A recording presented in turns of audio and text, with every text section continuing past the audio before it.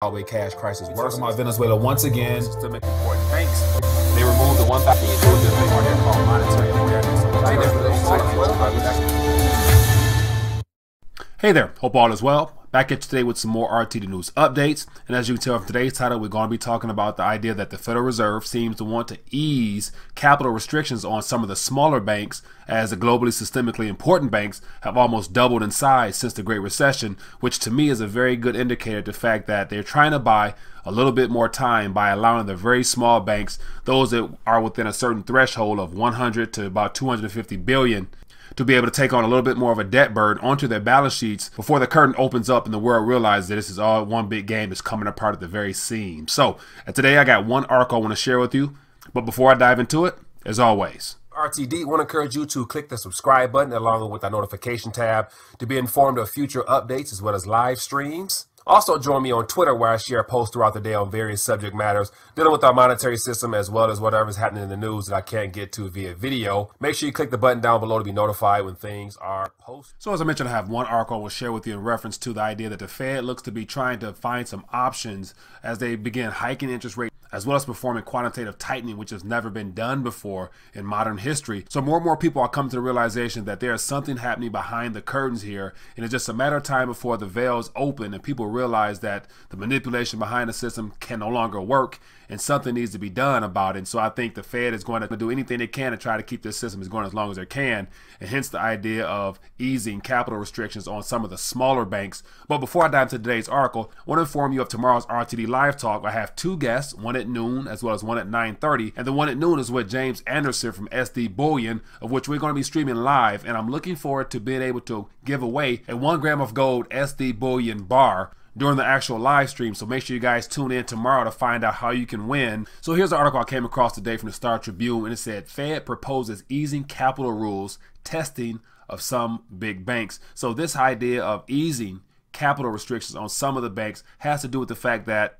since the Great Recession, the too big to fail banks just keep getting bigger and bigger, to the point where it's becoming more of a systemic risk to the entire monetary system. So what better way to ease some of the pressure on those big banks other than to allow some of the smaller banks that don't pose a systemic risk as of yet to get involved in some of the credit extension to keep this system going. So to give you an idea what's going on here, it says the Federal Reserve is proposing to ease requirements for holding capital and cash for U.S. banks that are big, but not as big as the Wall Street mega banks. It said the Fed governors by a 3-to-1 vote put out proposals for the public to comment. So hint, I'm commenting. It says they are also looking to ease the schedule for agencies' stress tests for banks based on their size and risk. So it looks like now they're going to really get into the idea of measuring risk by the actual size of their balance, as well as how connected they are to the overall banking system. It says Fed officials are aiming to relax rules implemented under the 2010 law enacted in response to the financial crisis that pushed the economy into the Great Recession. And then it talks about some of the recent amendments to the Dodd-Frank Act, which took place this past May, of which they singled out a few of the big banks, but not necessarily calling out all of the banks, and put them into a 3-tier category from those that are $1 trillion or more, 500 to 700 billion, and then those below 250 to 100 billion. And then it gets into some of the newer proposals here. It says the proposals, quote, weaken the capital buffers that are the core to resilience of our system. It says, quote, this raises the risk that taxpayers again would be on the hook.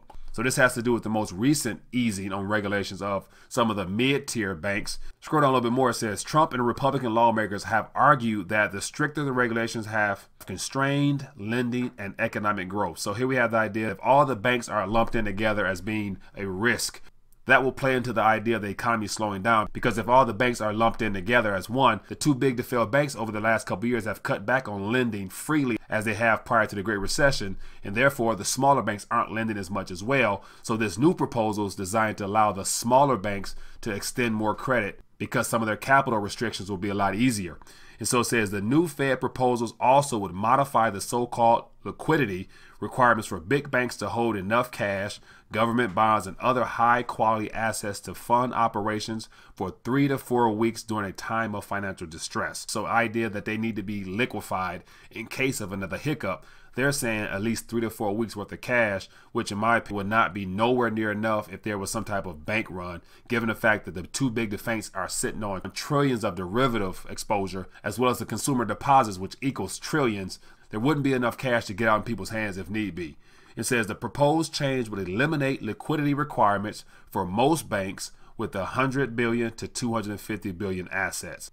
So basically what this sums up into is the fact that they're looking to ease some of the pressure on the smaller banks, because the smaller banks were lumped in with the too big to fail banks to cover up when it came time to the bailout funds. As you guys might remember during the banking committee hearing when Ben Bernanke was asked the question, can he identify which banks received those funds? And he said he could not, because he didn't want to expose the fact that it was the too big to fail banks, that they were insolvent and had nothing to do with the regional banks that weren't overextended in their balance sheets. So this is all geared towards saving the too big to fail banks and buying a little bit of time by allowing the smaller banks now to get in on a Ponzi scheme of extending credit, expanding their monetary base in the hopes of keeping this economy going with the addition of new funny money into the system, because the too big to fail banks have reached their limit as far as what they're willing to be exposed to because of the expansion of their balance sheet over the last decade now under this great expansion we're in. But now we're going to witness, as we draw close to the end of this year, the idea that there'll be more encouragement for people to take on debt from the smaller banks heading into 2019 in a time when rates are going up, as well as the Federal Reserve is unloading their balance sheet. So the whole idea is to keep credit flowing in the system from some source. And as of right now, it looks like it's going to be the smaller banks to try to prolong this thing before the curtains opened up and people realize that we're not too long away from a complete market correction. So anyway, just wanted to shine a little light on what I thought will be important, that the Fed is attempting to keep this thing going a little bit longer by easing capital restrictions on some of the smaller banks to promote credit and more easy financing, the kind of thing we're currently involved in now. But it's just a matter of time before the two small banks become too big and they have problems as well. So we'd love to hear your thoughts on this matter. Leave a comment down below. The next recession. Recession will be a recession. We're going to hit a recession. The date of the next recession. A U.S.-only recession typically lasts 8 to 10 months. A crash is coming. Now, whether it's 6 months from now, 12 months, 36 months, no one knows. If you have the right plan to set up, you can make a lot of money from this.